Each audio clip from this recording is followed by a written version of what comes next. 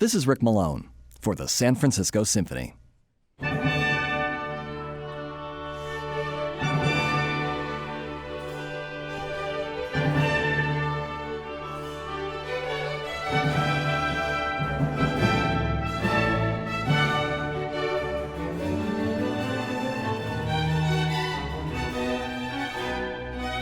Johann Sebastian Bach used the term orchestra on exactly one occasion that we know of, when he applied for the title of composer to the court of Friedrich August II, Elector of Saxony in 1733. He included a letter in which he pledged tireless zeal in the composition of music for the church as well as for the orchestra, end quote. It is possible that he was using the term to refer to the section in a theater that we still refer to today as the orchestra, but we don't know for sure.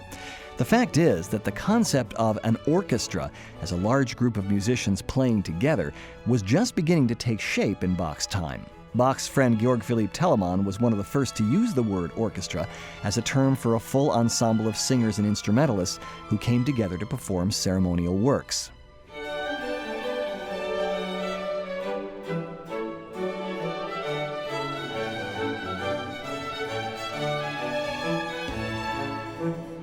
But concertos, sinfonias, and suites for groups of instrumentalists were very popular in Bach's day.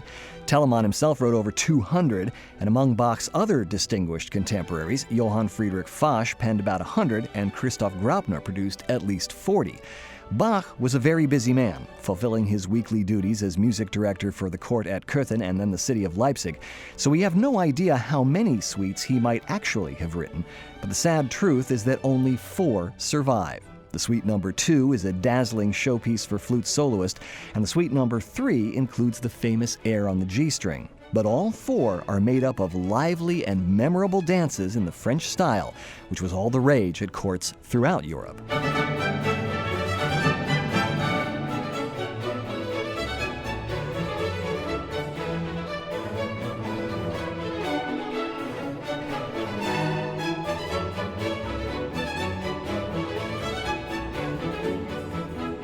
Bach also followed the French style by calling his suites overture, which can be confusing today since these overtures all began with an overture.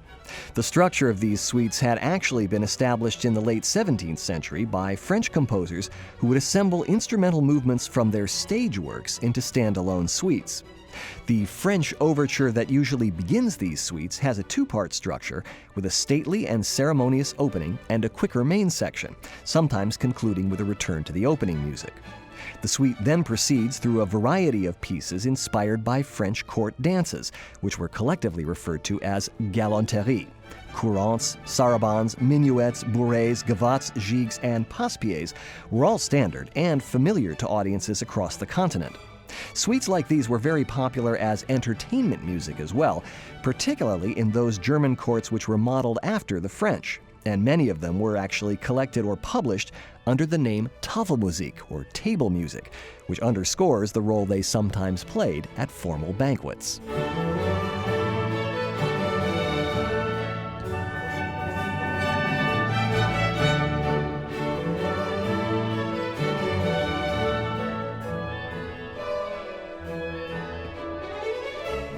Bach's 4 orchestral suites probably date from his years as music director of the city of Leipzig in the late 1720s.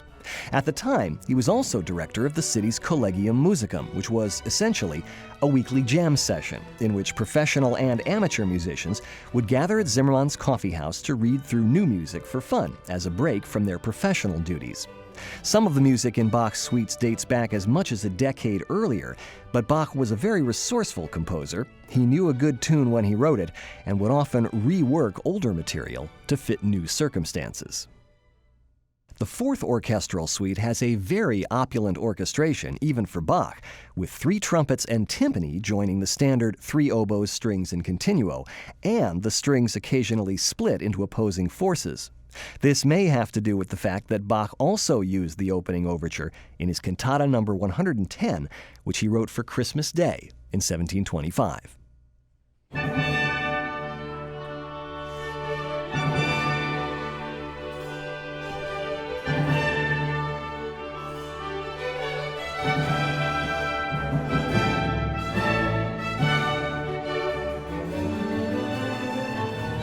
The very ceremonious overture opens with oboes and strings winding around each other.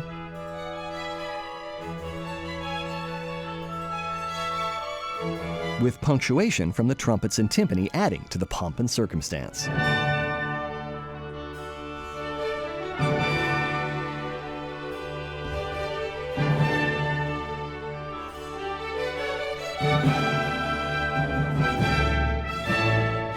The faster section breaks from a 4 square meter into triple time in a rollicking gigue.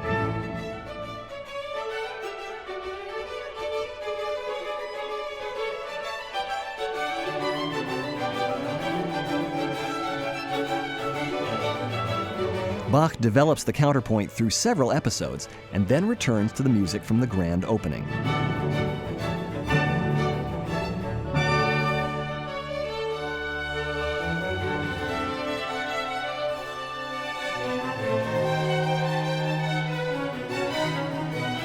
The piece follows established form by repeating the stately opening the first time through.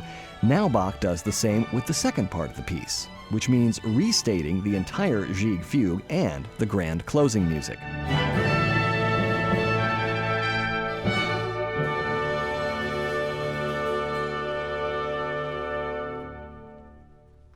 A series of stylized courtly dances follows the overture: 2 bourrées, a gavotte, and a pair of minuets.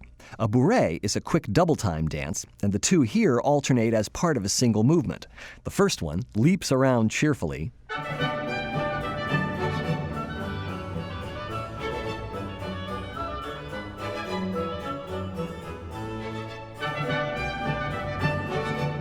while the second is more mysterious.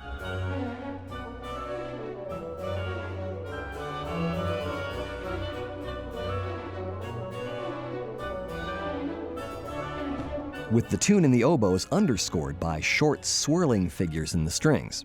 Afterwards, the first bourrée returns.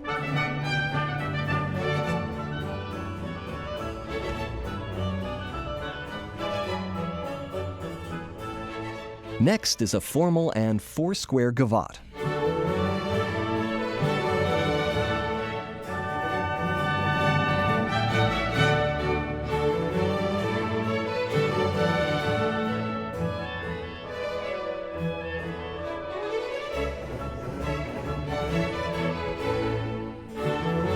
Then a pair of triple-time minuets,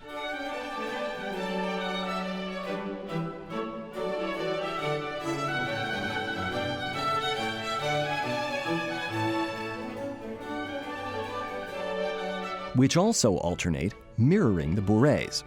The trumpets and timpani sit out this section, so it has a much lighter texture of woodwind strings in continuo for minuet 1 and just strings in continuo for minuet 2.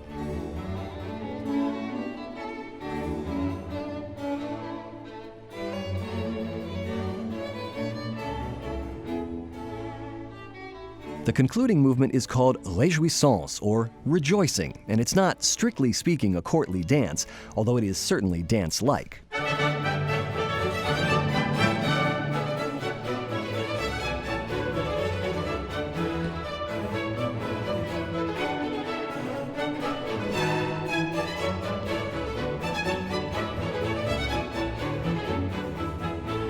It's a fitting ending to a suite which combines rhythmic complexity with sonic brilliance.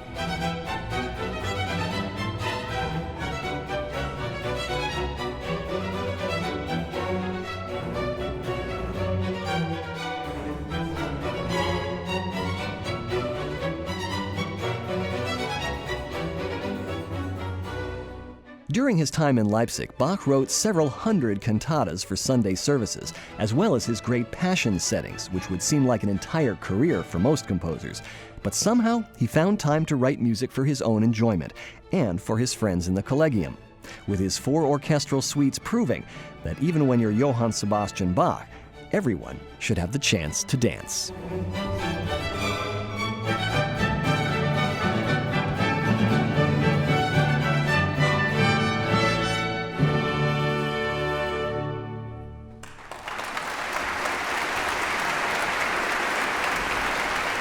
This is Rick Malone for the San Francisco Symphony.